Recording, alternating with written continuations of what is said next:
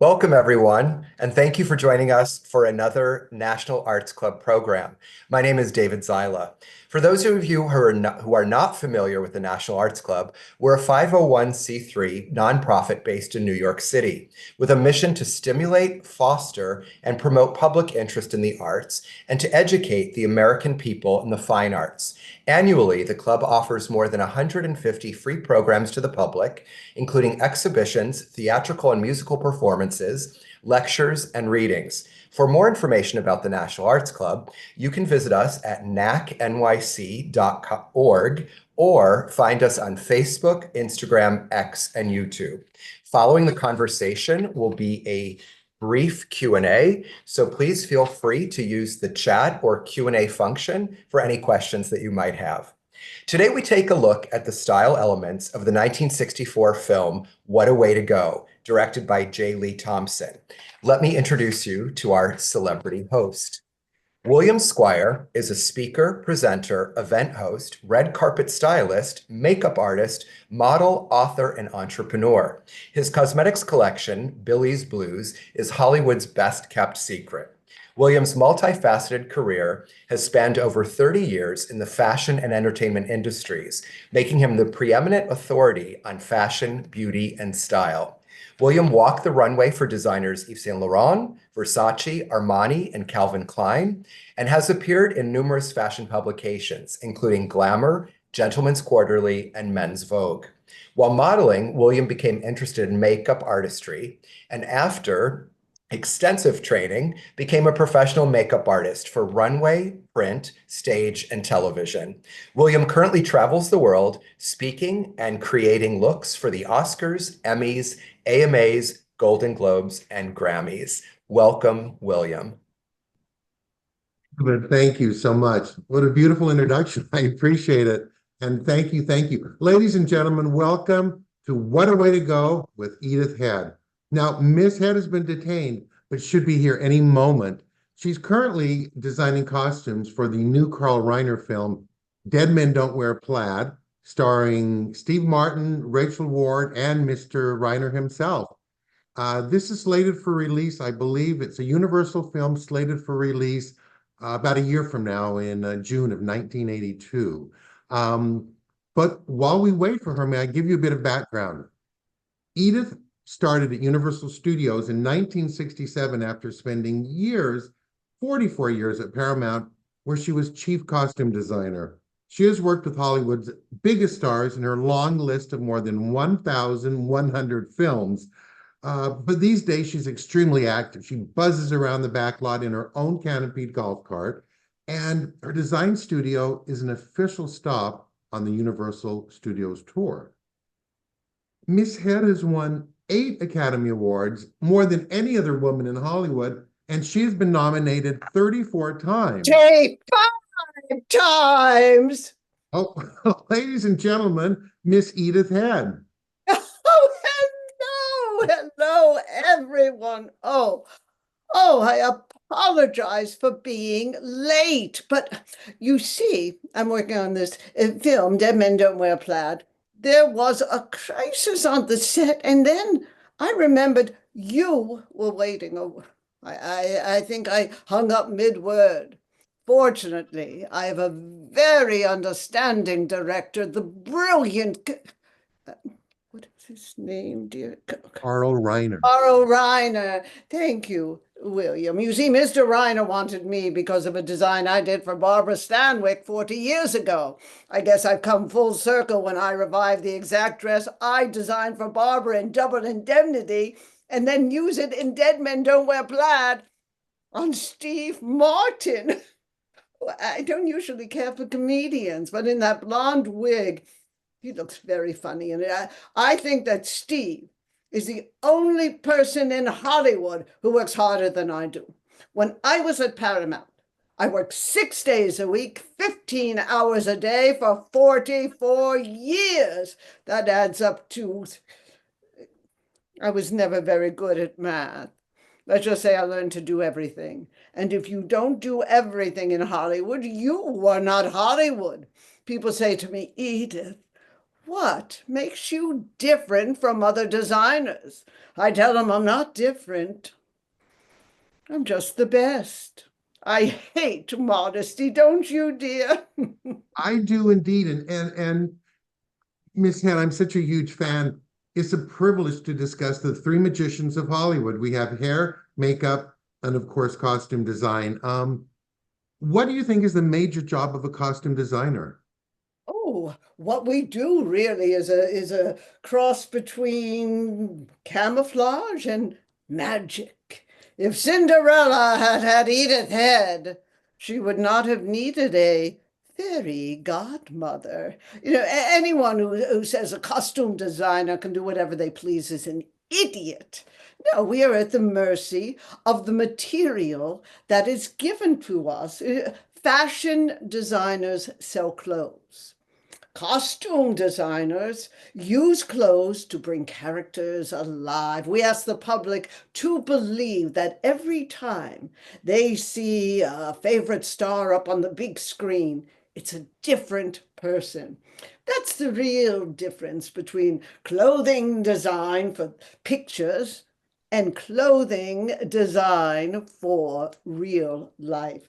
Designer is only as good as the star who wears her clothes. And oh, William, dear, we are in for a treat today because we are going to discuss one of my favorite stars, the absolutely precious and adorable Shirley MacLaine, in one of my favorite films. What a way to go. Mine too, absolutely. And I find it so interesting, Miss Head, that in this campy cinematic spectacle, and it was directed by Lee Thompson. I mean, he directed The Guns of Navarone, he directed the original Cape Fear. But what a change. I love how he's, especially in this film, how he spoofs a different genre with each new husband, exemplifying the husband's personality, and makes What a Way to Go such a lavish production. Oh, absolutely. What a way to go, as was alluded to, 1964. It's a classic of 60s film decadence that Shirley MacLaine plays Louisa. Now, Louisa is just a simple girl looking for simple love. She marries 4 times, becomes a widow each of those times, and becomes richer and richer and richer. When we first see the opening shots of the film, she approaches this big building, which we find out is the IRS. She has written a check for over $200 million that she is giving back to the United States government in hopes it will break the curse. Now, she is immediately sent, because who wouldn't think she was crazy giving money back to the US government? She's immediately sent to a psychiatrist who's played by Bob Cummings. And in a series of flashbacks, we witness her encounters with her husbands, played by the most divine leading men, Dick Van Dyke and Paul Newman and Robert Mitchum, Gene Kelly and Dean Martin. So the part of Louisa was originally meant for Marilyn Monroe, but of course, by 1964, she had tragically passed away, and then the part was offered to Elizabeth Taylor. Just imagine Elizabeth portraying a woman who was married 5 times, who gets richer and richer with bigger hair and more jewels. What a stretch for my good friend Elizabeth. But of course, in 1964, her world was revolving around Richard Burton. And then I would have to say the third time was a charm when 20th Century Fox offered the part to the precious Shirley MacLaine. And Shirley said she would accept the role if 20th Century Fox borrowed me from Paramount to do the costumes just for Shirley. You see, in those days, all the studios had their own designer, so Moss Mabry was the designer at 20th Century Fox. So, of course, he did everyone else wanted to, but I wouldn't let him do Frida, the abstract painting Parisian chimpanzee. But of course, he did all of the men's clothes.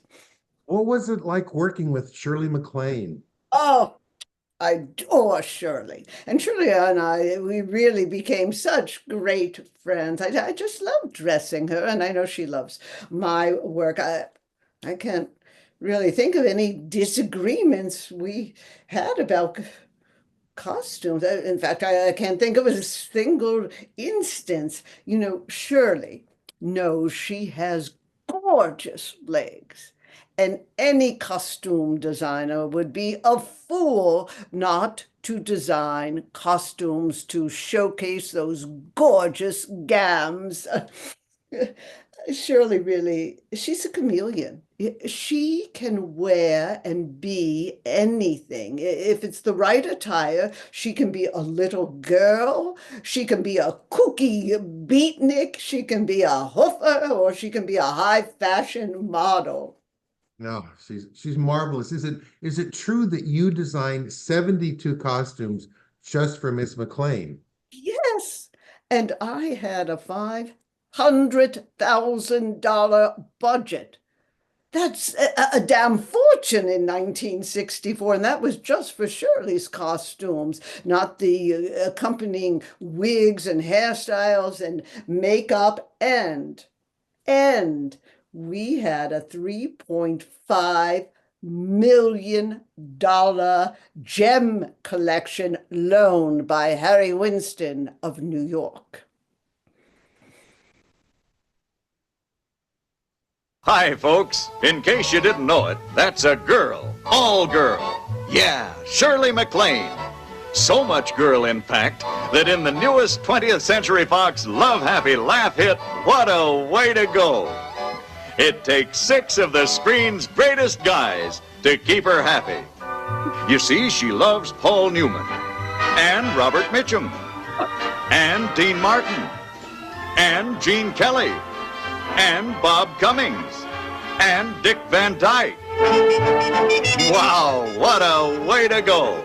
If that's not enough to keep everybody swinging, there's a pink Rolls Royce, and a slick jetliner, complete with orgies, and a chimp named Frida, who paints like Rembrandt, and Parisian beatniks who are real hep cats, and some of the smoothest stepping you've ever seen, and hysterical painting machines that look like centipedes, and 78 eye-filling sets, and $500,000 worth of the most magnificent clothes that Edith Head ever created.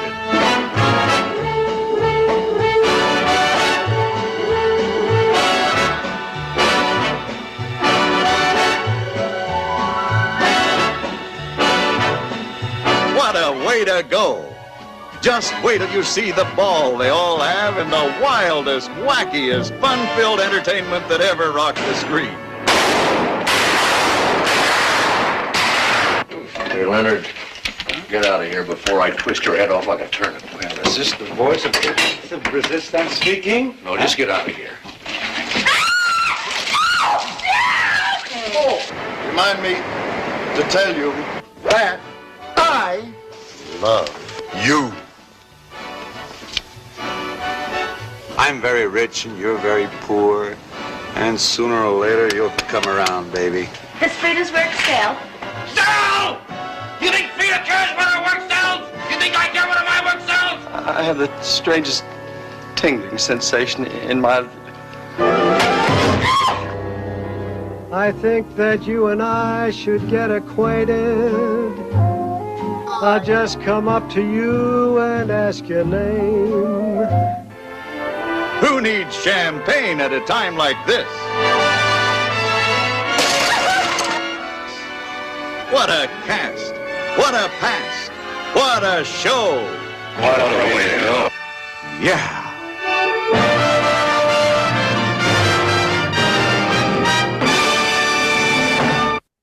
Oh, What a marvelous trailer, isn't it? It just yes. Oh, exciting. absolutely a perfect. William, I learned early on to work very closely with all my magicians on the film, and this is a perfect example of that collaboration. Now, we don't have time to discuss all 72 of the costumes, but you must have a few favorites. Oh, I do indeed. Thank you, Miss Head. I think, um, let me think. Well, Well, please, William, darling, you may call me Edith. oh, well, thank you, Edie. I appreciate that. I said Edith. Edith, well, I do indeed have some favorite costumes. I mean, I really do. And to be here with you is a dream come true. Oh, it's better than the nightmare, and I know we have both experienced those either backstage at the Academy Awards or on the red carpet. Oh, indeed we have, but not to gossip. Oh, William, I enjoy gossip every now and then, but I have learned and learned the hard way never to repeat it. You can see there, look at those different looks. That's the chameleon look of our girl Shirley. All the way from a young girl to when she, is married to all these wonderful husbands. She's Yes. oh, such a talented actress. And good advice, Edith. I will not share gossip. I must tell you though about one of my favorite dresses that you designed in the entire film, and it's this chic black dress that she's wearing when she's in the psychiatrist's office. It's just I love it so much. Yeah, it really is. It's so simple. It's so divine. And look at the hat. Don't you love that hat there? Oh, I do. I love the hat, the jewelry, everything about it really is that perfect little black dress. Right, and you can see that I trimmed the hat in mink, and do you see the brooch? Stunning. It's not shown that much here, but she really is elegant from head to toe. Well, I'm curious, did you have complete control over what jewelry? I know that Harry Winston was there, of course, as well. And did he have opinions as well? Oh, well, when you are dealing with an expert like Harry Winston, of course you want his opinion, and Harry is never shy about giving it. He is certainly a man of impeccable taste, impeccable style. Harry's called the King of Diamonds. Do you know why? He was Oh, the first jeweler to actually lend diamonds to an actress who was appearing at the Academy Awards. So he became a favorite of the celebrities and also of the studios. The first film that I worked with her, I think it was Notorious. Oh, that Ingrid Bergman. If you've seen the film, and if you haven't, you must. Just for the diamond necklace and some of the sexiest kisses and longest kisses in cinematic history, but that necklace. And I think it was the only film where he was not credited. The jewelry was not credited to Harry Winston or to anyone. And it was the first film that I worked with Alfred Hitchcock, my good friend Hitch. well, I love all of those films as well, but I've got to talk about this outfit because it's a classic look that any woman could have worn. And even today, I would love to put my clients into this. I think Yes. it's marvelous. And this is from that scene where she's leaving Paris and misses her flight and meets Robert Mitchum, and he says, "Let me take you to New York in my private jet." And then look at And this still here. This is amazing. There was a sterling silver tray, just highly polished. And Shirley's using it like it's a mirror because Robert Mitchum had just said to her, referring to her hat, "Is that your hair?" it's very funny. And I love the interior of the jet. In fact, it reminds me of my place here in Palm Springs. It was so much fun. And that taupe suit with the matching hat is so marvelous. Yes, well, if this looks like your place, you must invite me over sometime and I will bring the sketches. But we Course. certainly wouldn't have Shirley in that suit in the summer in the desert, would we? But oh, it really, really is perfect. And you see the fur I use. This was a trick that I learned from Travis Banton, who was the chief designer at Paramount when I was just learning how to design. And he was my mentor. And he said, Edith, here's a little trick. When in doubt, trim in fur. Well, naturally, I took that advice, and throughout this film, you will see fur both in its natural state and also dyed the most outrageous colors ever imaginable. Yes. And Edith, I noticed that you had Shirley wear hats in several different scenes. Now, is this something that you discussed with Shirley, or is this just something that you added to complete your incredible looks? Oh, Shirley can wear anything. And I find it is so important to involve my stars in the early stages of character development. You clothes in a film further the narrative, and sometimes the accessories are actually more important than the actual ensemble. Shirley wears hats so well. Don't you agree there, William? And Yes, they yes.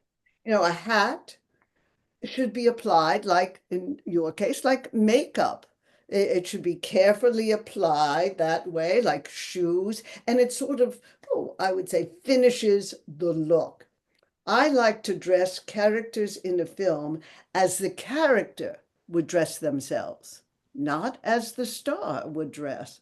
One of the nicest compliments I ever received was from Doris Day. Oh, she's such a good friend. We both love our animals so much. We have so many events with our wonderful, wonderful animals. And Shirley is a good friend of Doris's also.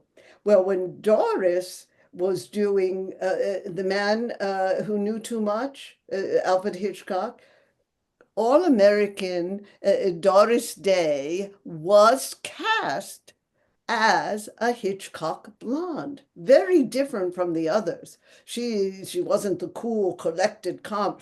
So she played a doctor's wife, very conservative. So I designed a gray suit. The silhouette was very conservative. Doris comes in and her eyes get big and she said, "Oh, Miss Head, I would never wear that suit, but it's perfect for my character." That would be wonderful. We must discuss some Hitchcock films one day. But Yes.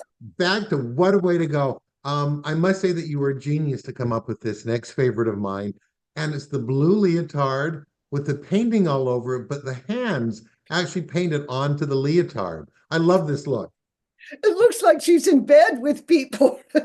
It does. It was so fun. And then this, oh my gosh, this beautiful yellow gown, which is thrown about with paint.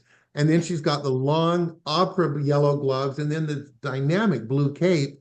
I mean, do you have all your material hand painted, or how did you create this? Oh yes, this certainly is hand painted, and back at Paramount, we had a whole department that painted the fabric. Remember Dorothy Lamore's sarong?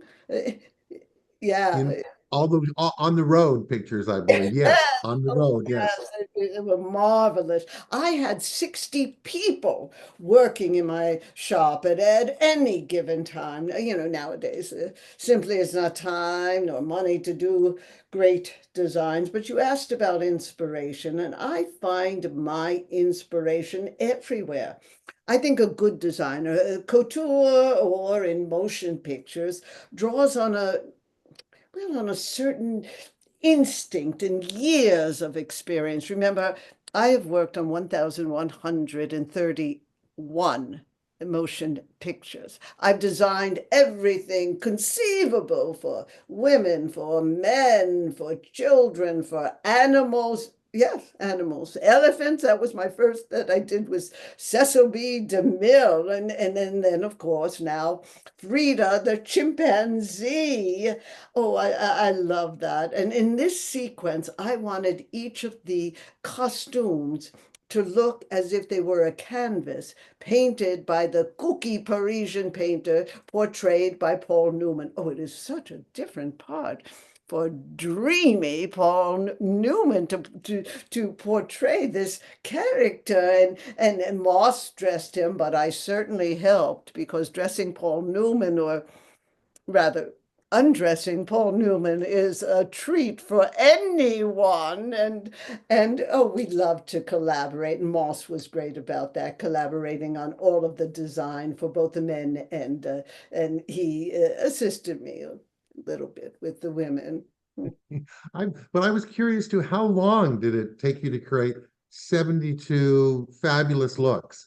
Well, the actual filming of What a Way to Go took 14 weeks, maybe 100 days, which is standard Hollywood timing for a production of this extravagant nature. A large cast and sets and costumes. But we actually started months before we ever took a step onto the set, because we had to go with the sketches. I have many sketch artists working for me who help realize my vision. In fact, Bob Mackie was a sketch artist for me. I always thought he showed potential. He wasn't in this film, of course. He came in, I think, 1967. We did O'Donovan's Reef. And then, of course, I have my stitchers, my pattern makers, my drapers, my fitters. And it's just a wonderful, wonderful staff of artisans. And we can work 24 hours a day. So if necessary, if something happens and we have to make a dress overnight, we can do that. And you would never know the difference.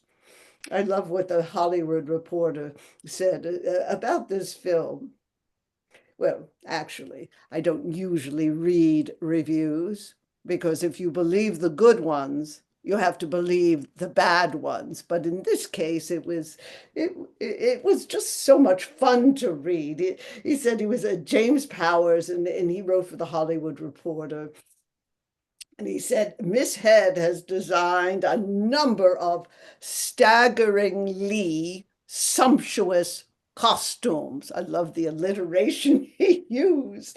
And some that were done just for fun, yards of fur and acres of chiffon.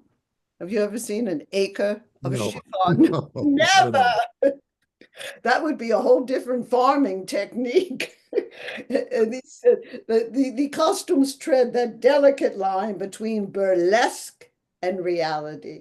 And so alluded to that the women in the audience would love and to wear this kind of ensemble, but they knew they could never wear it in public. But oh, they thought, wouldn't it be wonderful if they could? Oh, absolutely. Who wouldn't want to wear any of these beautiful gowns of yours? Well, I mean, our three magicians of Hollywood really worked their magic in this campy and utterly fantastical film, really. But we must talk about the whole sequence called Lush Budget. And this is where Shirley MacLaine imagines her life with Robert Mitchum. Yes. Um, And it's and interesting, Robert Mitchum was in Cape Fear, oh, the well, original. So he's a sure. favorite of our good director, Mr. Thompson. They like to bring people back, of course, especially a talent like that. But this truly is magnificent. I must tell you, Edith, the color is beautiful. And as we saw in the clip, the costume moves so well. And when Shirley's walking down the red carpet with Robert, the costume just moves and is so beautiful. Now, was this your idea to have Shirley move this way, or did you work with Mr. Kelly, the director, on the movement with this scene? Well, I work with everybody to make sure that the costumes are fulfilling what a director or choreographer has in mind. But I want to point out this sketch. This is a very good working sketch. In Hollywood, we'll have sketches that are working sketches that will have notes on them. If you flipped it around the back, you would see other items on there. Of course, sizes, the cost of the costume, the yardage of the fabric, and directors and producers have to sign off on that. So the first thing we did was find this chiffon, because chiffon moves so beautifully. And once we knew the color, of course, we had to dye the fur. And if you notice in the film, the cinematographer was miraculously brilliant. They slowed the camera down just a wee bit. So it's not obvious slow motion. It just is slightly slower. And when the fabric flows, it just hangs in the air.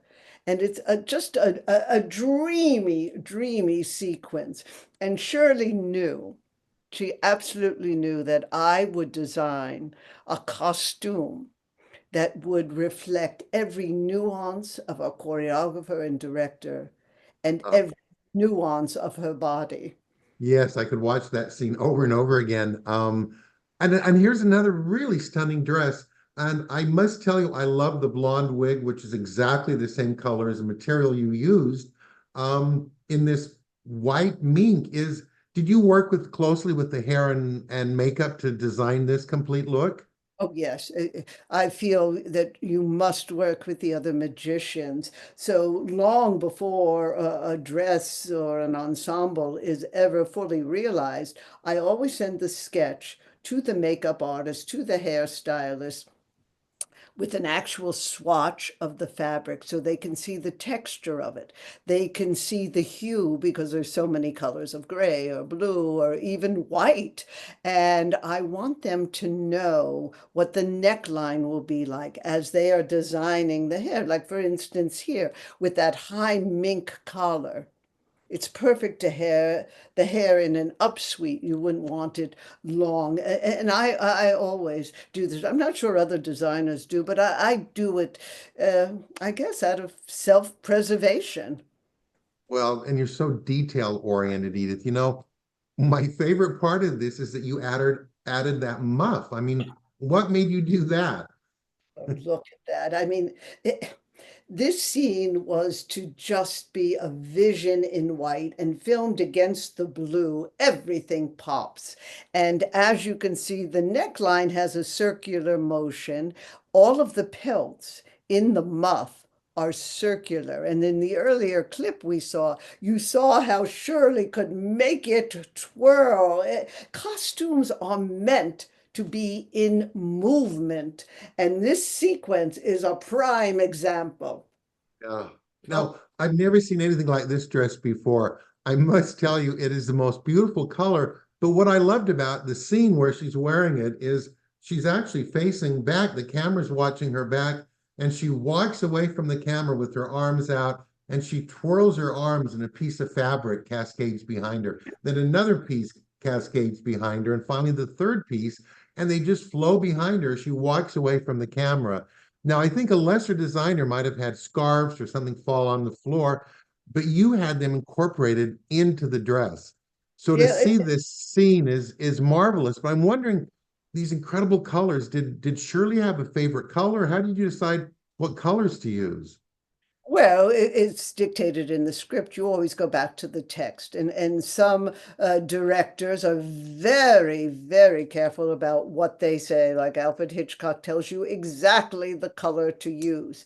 This was left open. We picked the different richness of the primary colors in this. And I love that you brought up about the fabrics, because again, I didn't want to use scarves because they have a mind of their own.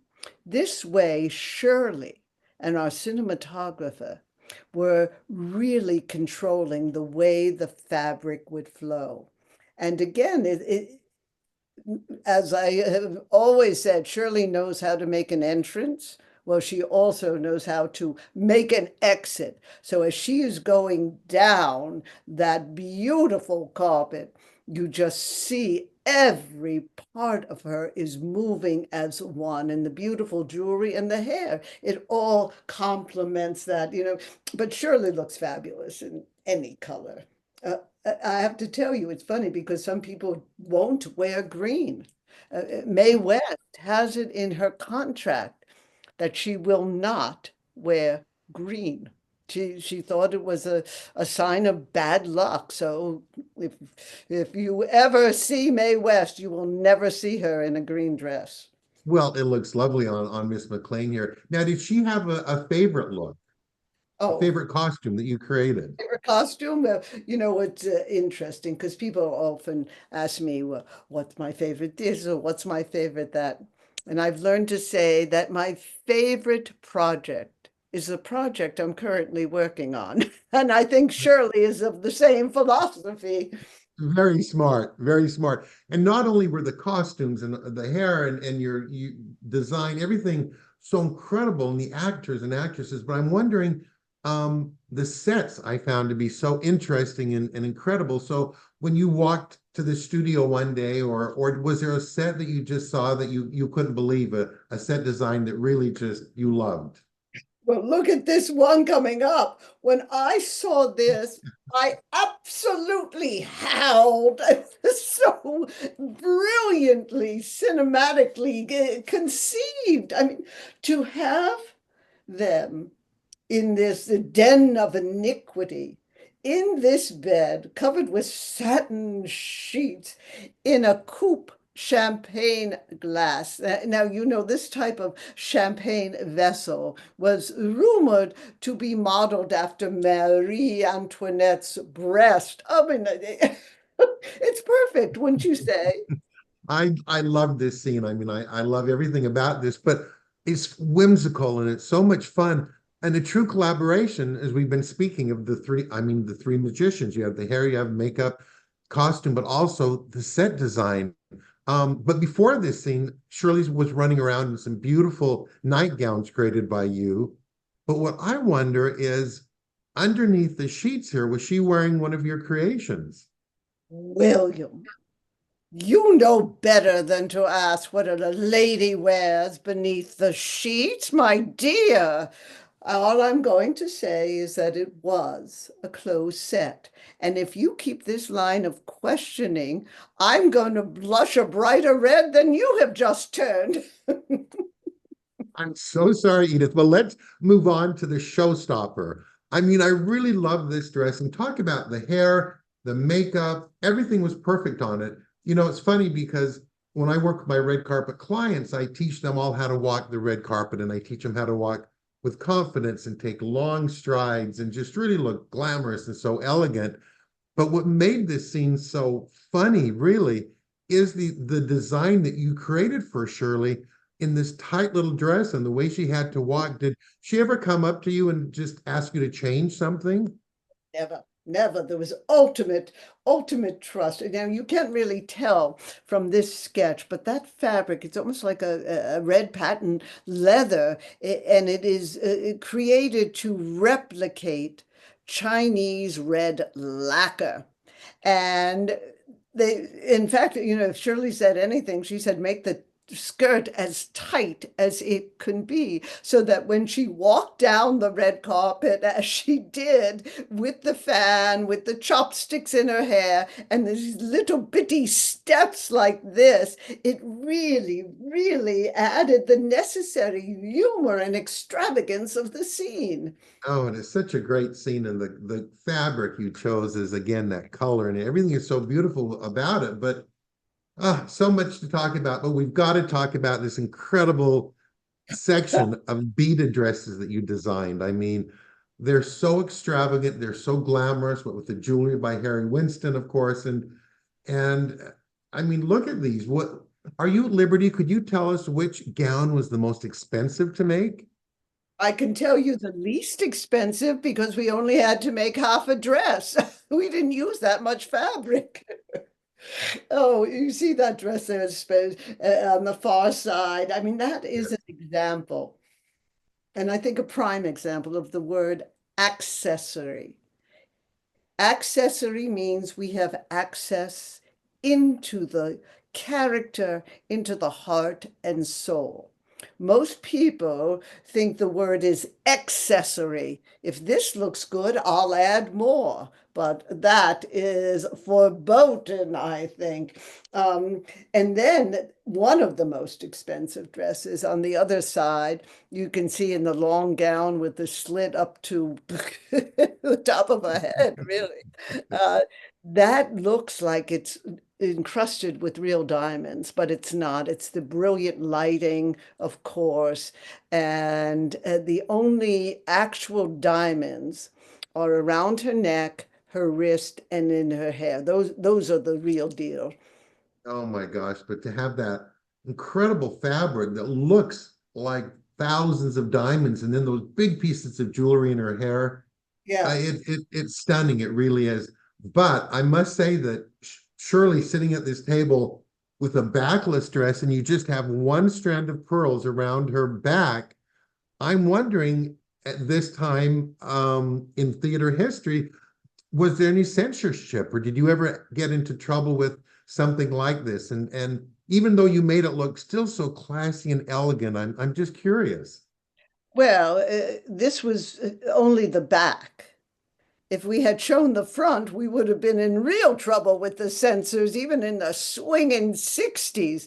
But isn't this a prime example? Look at the double strand of pearls strategically placed.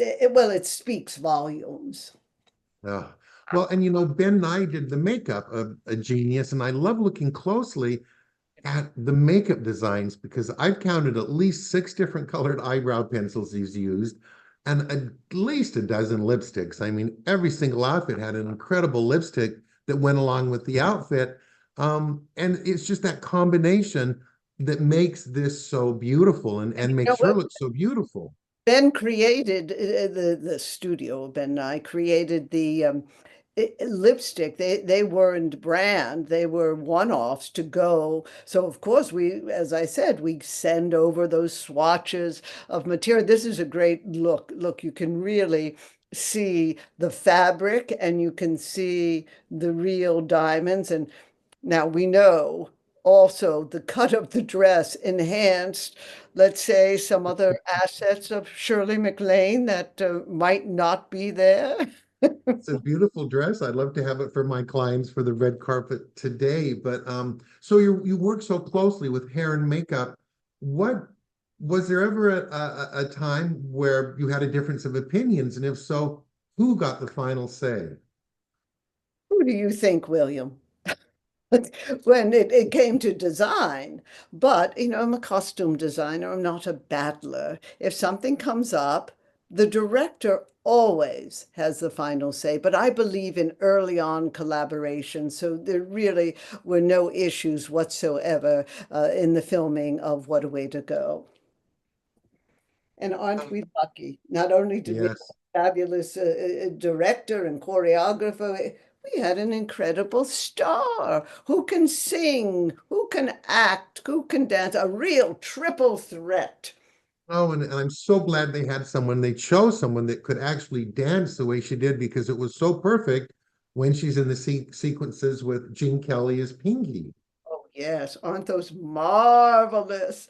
Oh, Gene is another triple threat, but I would also say that Gene was certainly is a wonderful director and choreographer. You Well, know, and I know I say it all the time, but again, another favorite scene of mine, and I love when they're dancing away and the costumes are beautiful and they look amazing. But then halfway through, she's twirling and she takes this breakaway skirt and tosses it. May I assume that you designed that skirt for Miss MacLaine? well, it actually probably was Gene, but I don't believe he's here with us, so I'm going to take the credit for it. But it was Jean who knew the scene would, when she whips off the skirt, it would become a very seductive scene. It would change the whole tenor and the tone of it. And you know what I love about, one of the many things I love about Gene Kelly is he's such a gracious and giving collaborator. Now, of course, there may be one other person, Fred Astaire, who dances as well as Gene Kelly. Shirley MacLaine and Gina are good friends, and she's a wonderful dancer, but he wanted her to feel comfortable in every step. So they went to an empty sound stage. He meticulously taught her the routine and rehearsed it and rehearsed it and rehearsed it. So when it was time to film the scene, they were equal partners in. Yes, and to watch them, so often you'll look at either the man or the woman, or you see different moves, but you couldn't take your eyes off either of them. They were just perfectly in step and in tune together. It was a great scene, a great scene. Don't you love the jaunty hat? It's so Yeah, adorable it on was her. marvelous. All right, I'm going to say it one more time. Another favorite look of mine is this incredible swimsuit when, of course, she's living with Pinky. I've gotten thousands of swimsuits for my clients, and I would kill to find this swimsuit. I mean, you made this suit so incredible. Of course, Miss MacLaine has an amazing body to wear this, but where did you get this inspiration to make the suit so stylish and sophisticated, a swimsuit? William, I'd have to add another S word, simple. We made it simply, and simple is perhaps the most complicated thing to create in design. It's one of the least expensive. Look at it. It's one piece of fabric for the top and a part of a piece of fabric for the bottom, but it's covered. It leaves and piques the imagination. It's not having it all blatantly displayed, because our imagination is far more fanciful than anything any designer can ever create. And Shirley really has the perfect body to carry off this sexy, and it is sexy, suit. It's not gaudy. And look at the accessories. They just give it that right little touch of pizzazz. Even the height of the shoes that you chose, and the sunglasses, and of course the hair, every part of it was wonderful. But if you have time, Miss Ed, if you could just speak with me about one more look, because I think this is one of my all-time favorite looks, and probably the most publicized, I think, in the entire film. Everybody saw this look, and it's at the very end where she's wearing everything pink. Yes. The hair was pink. The makeup was pink, the lipstick, the gloves, the fur, the shoes. Even I think there was a pink film, maybe a gel filming it, because the look was so pink. So I'm wondering, to create something so stunning, did you have a say? Did you have a say in saying, let's make this final scene pink?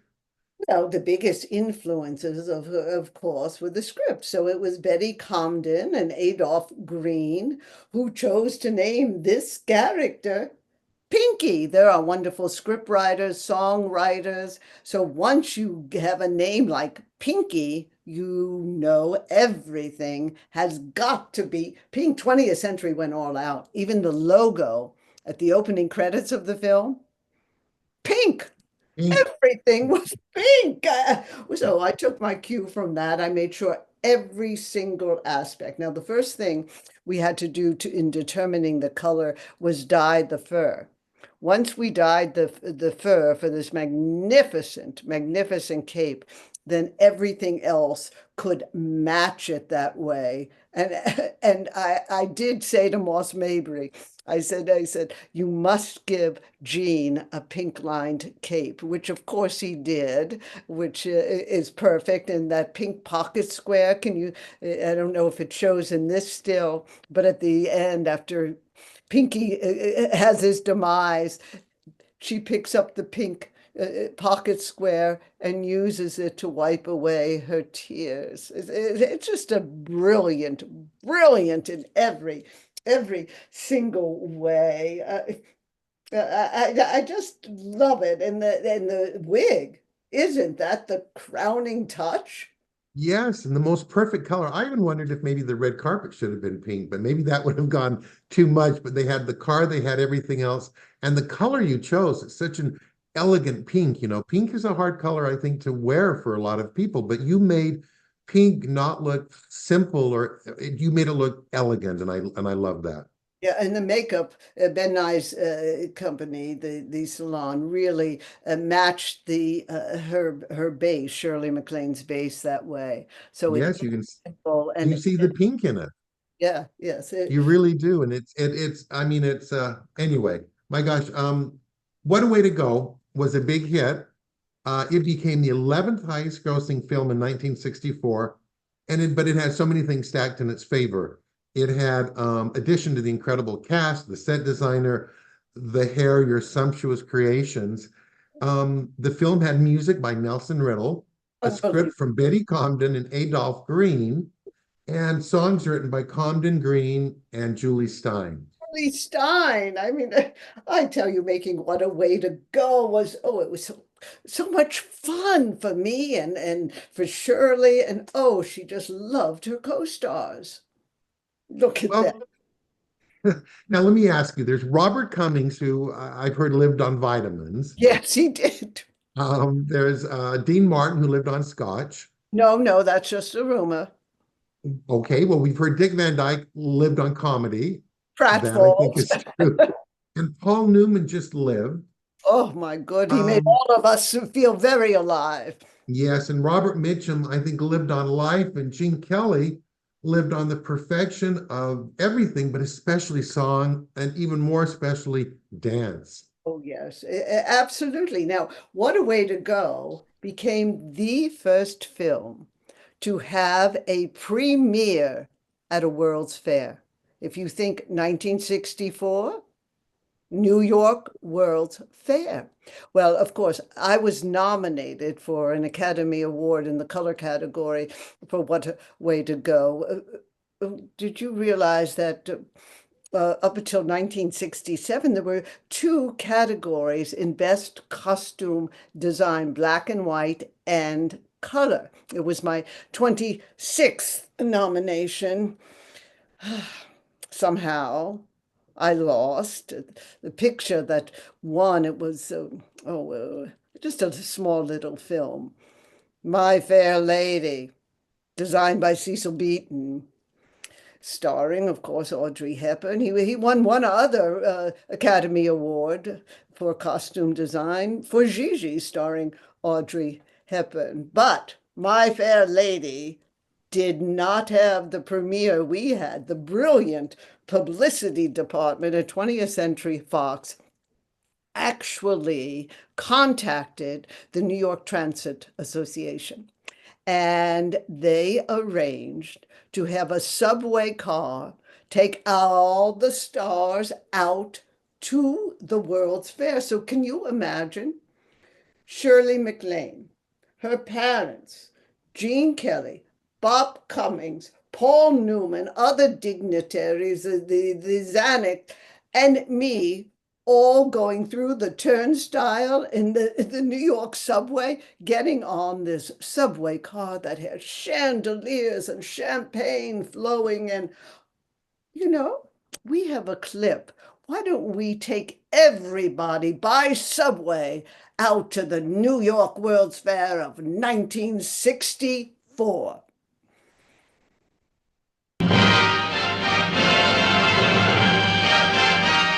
The New York World's Fair, a fantasy of fabulous sights and sounds, a 20th century mecca for visitors from all over the nation and the world. All roads lead to the fair, and a popular means of transportation is the subway. Arriving at the Times Square station are movie star Irina Demick and Darryl F. Zanuck, president of 20th Century Fox, on their way to attend the first and most unusual world premiere of a motion picture ever held at a World's Fair. The film is What a Way to Go, the sparkling movie comedy which stars vivacious Shirley MacLaine and a brilliant cast, including Paul Newman and choreographer as well as actor Gene Kelly and Bob Cummings. This is a special 6-car New York City Transit subway train, lavishly furnished and decorated for the gala occasion. And the daily subway sardines get a kick out of watching the celebrities get the same treatment. Can you imagine going to work like this?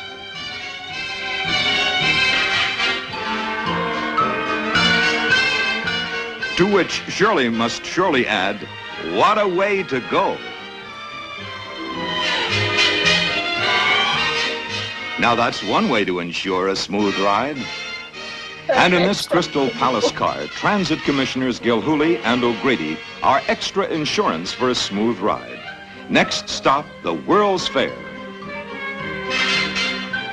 Just another strap hanger, but a beautiful one in her diamond dress. And again she sighs, what a way to go.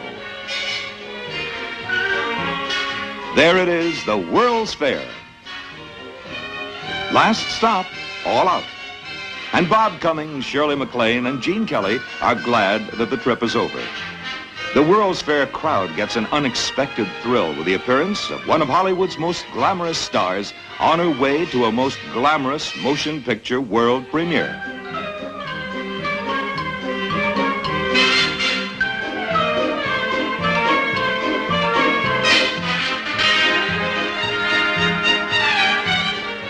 Now this is the way to go. On the left is producer Arthur P. Jacobs, and flanking Shirley are her mother and father.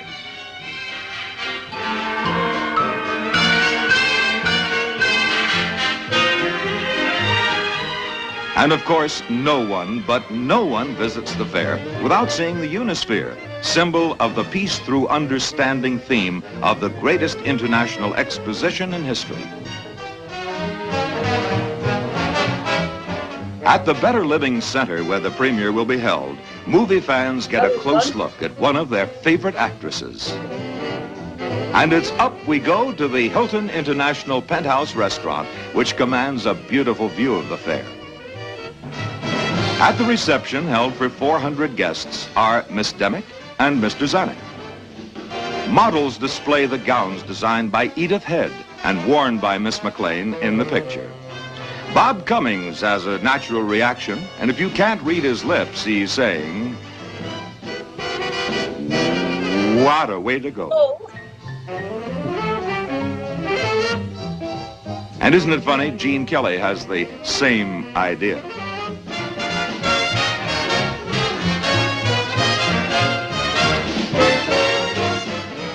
This must be contagious.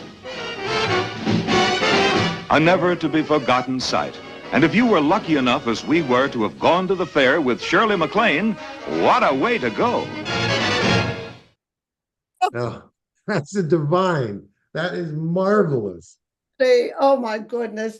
You know, I have so enjoyed our time here with the wonderful people at the National Arts Club. I say anytime I'm in New York, I always go there. What they do for the arts of this country and the world, really, and the marvelous David Zyla and Nadine and all of our viewers. And oh, it's been so wonderful to be here with you. I would say that is the way to go without question. But, you know, some of our viewers might have a few questions. Are you game to answer a few, my dear William? I absolutely am. And what a pleasure it's been for me as well, Edith. But may I start? Because I'm so curious about the necklace that you're wearing right now. Can you please tell us about it?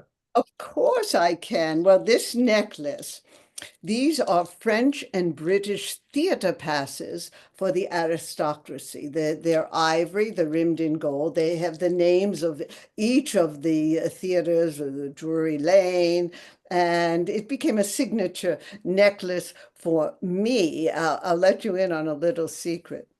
Elizabeth Taylor adores this necklace. She's offered me extravagant amounts of money for it. Anyone can have diamonds.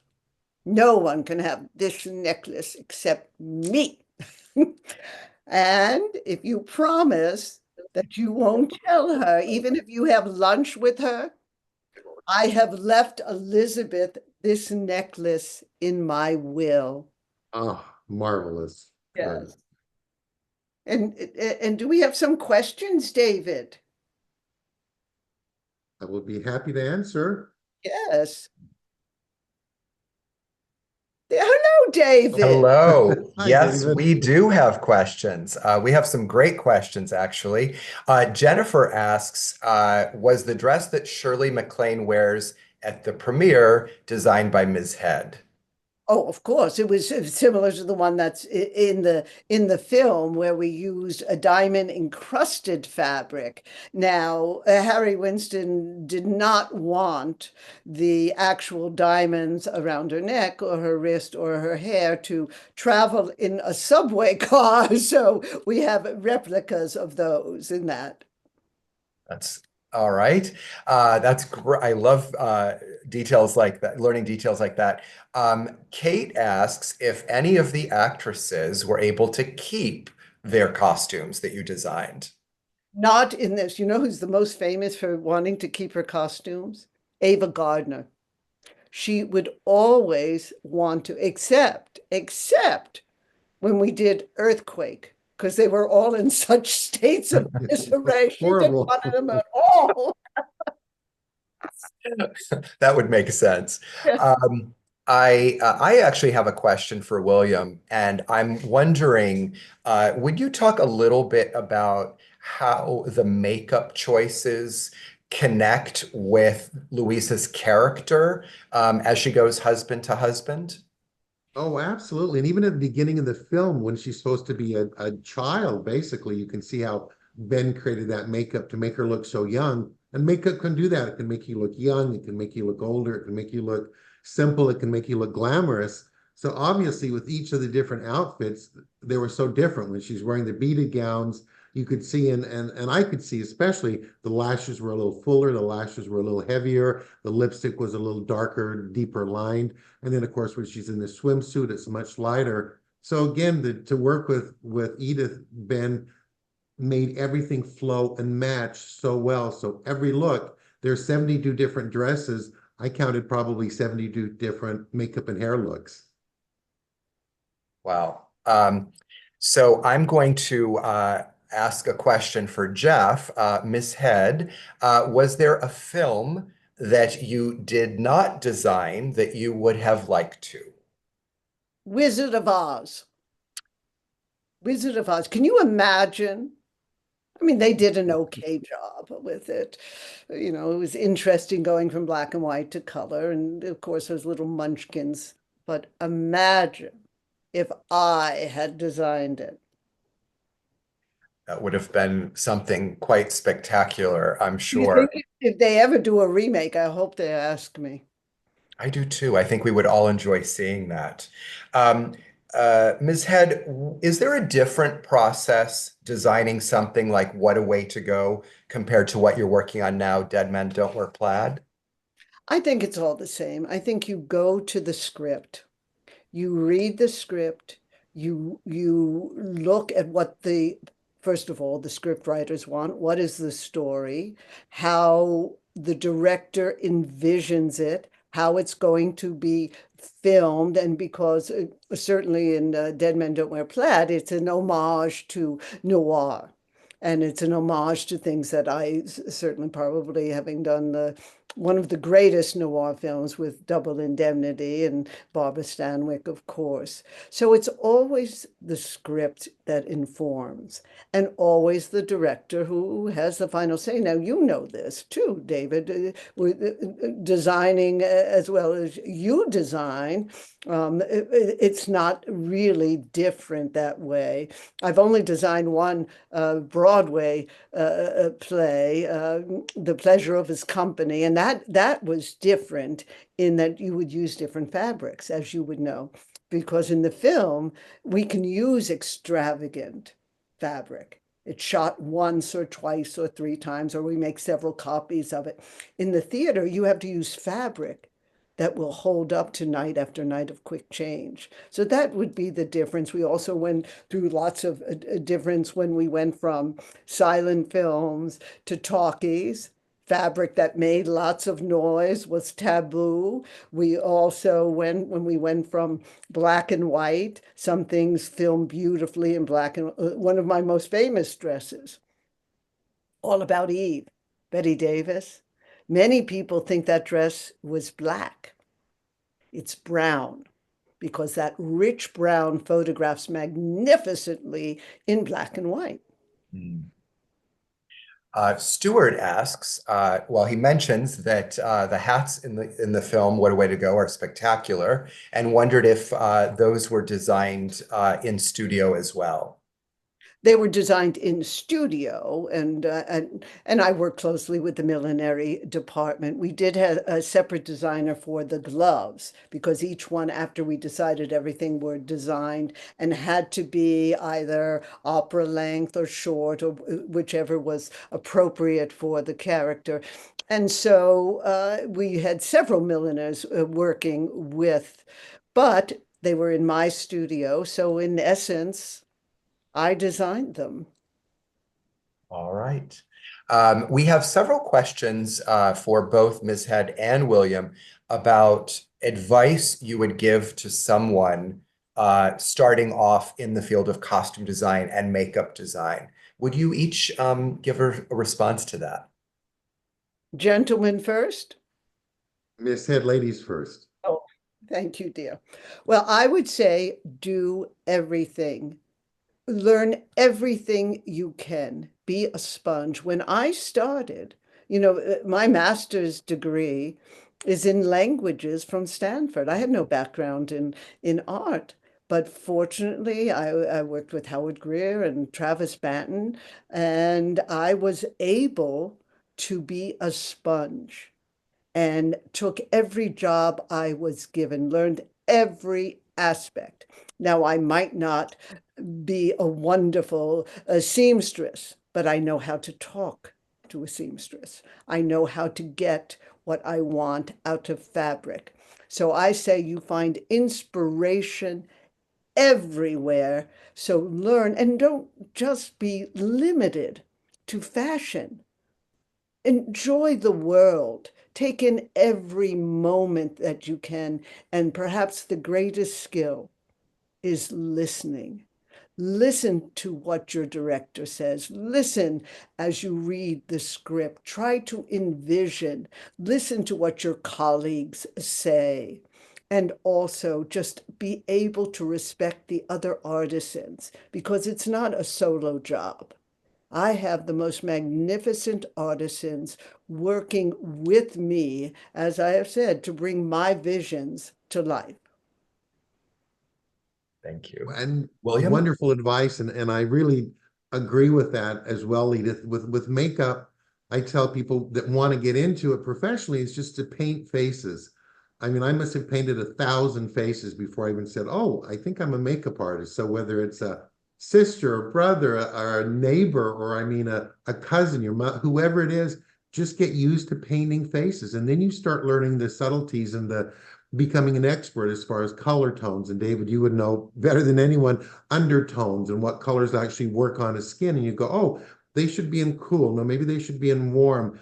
But it really is, and as Edith said so well, all different types. Now, I generally, working red carpet clients, do a little bit more fashion, but as an artist, I would take classes in theatrical makeup, or if I were starting out today, I would take classes in learning how to do special effects makeup. I mean, so the more well-rounded you are, the better. But again, brush in hand and just grab everyone you can and start painting their face to learn. William, I was brought up in Searchlight, Nevada as a child, and I would dress my animals for my soirees, and I'd like to say growing up in the desert prepared me for handling all the snakes and scorpions I would be working with in Hollywood. Yes. And on that note, we could talk for hours, but unfortunately we're not able to. I want to thank both of you, Ms. Head and William, for your time today and for being part of this National Arts Club presentation.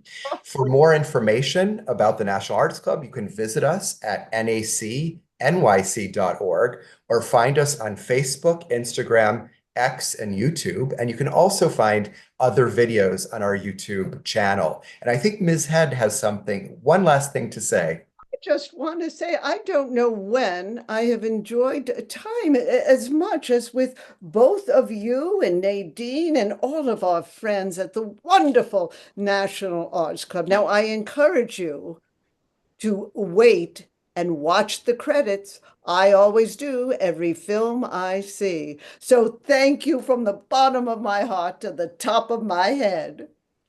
Thank you. Thank you. Pleasure.